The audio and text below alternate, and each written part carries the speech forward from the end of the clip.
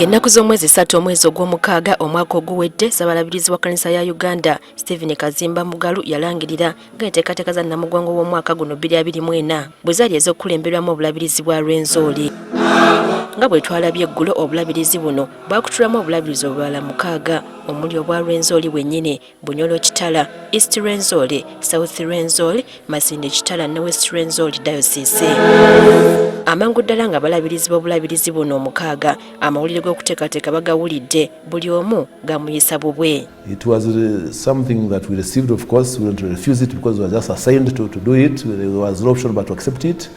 But it's not a mean task. It's not a simple task. Twasanyuka nnyo kubanga naffe twafuna omukisa okola contribution yaffe ku side yewaffe Matters Day, Matters site of the Anglican. Newankubadde omulimu guno basooka kugutya, balina okulwana amasajja era ne bassa kimu okulaba butya bwe baali balina okutandika, nga n'ekye basookerako kwali kusala amagezi butya bwe baali balina okusondamu ssente obuwumbi 2.5 ezakkanyizibwako.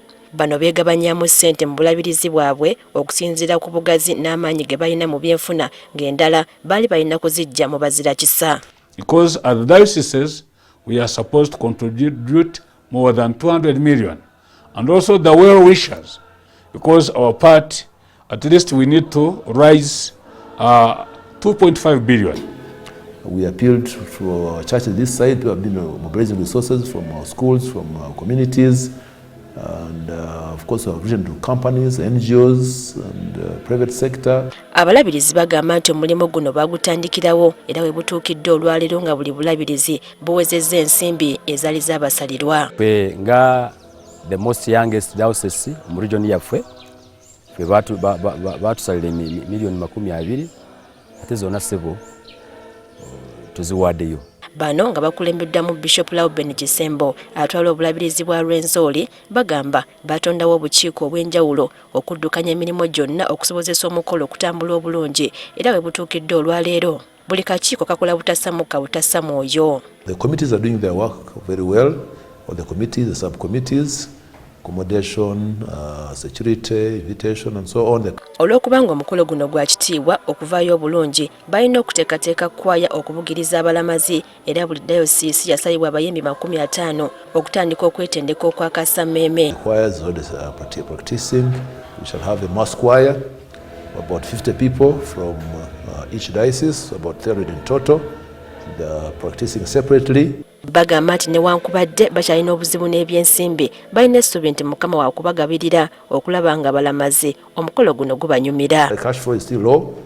We are wanting to appeal to our people listening to us to be able to donate generously to this cause.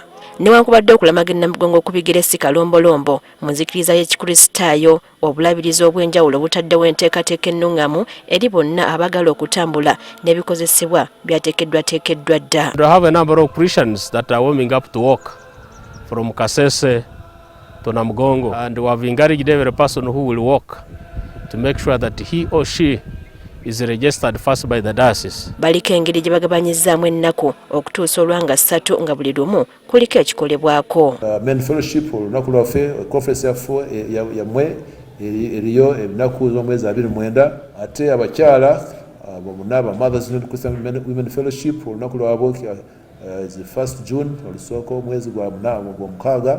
Kati bagamba nti newankubadde bateesiteesa abakulu basaba abantu bonna okwetooloola eggwanga okubaawo mu bikujjuko bino okuviira ddala mu kubadduukirira mu kusonda ssente ne mu kusinza kwennyini. Twagala okukunga abantu abakkiriza na bonna n'abatakkiriza bonna kuba mu ttundu lino erya Midwestern tugende nga batambulira mu bigere y'abajulizi. Abantu bakatonda bano basabye abakkiriza okwewala ebintu ebibasuula mu kwonoona okuggyayo obulungi omulamwa gw'omwaka guno, nga tukozesa ekyokulabirako eky'abajulirwa bano abajulizi bano twekubeeko mu bifuba, kubanga ensi yaffe n'ebitulaba mu nsi yaffe biwa ekifaananyi kirala nnyo okwawukana n'abajulizi bano kye baatulaga.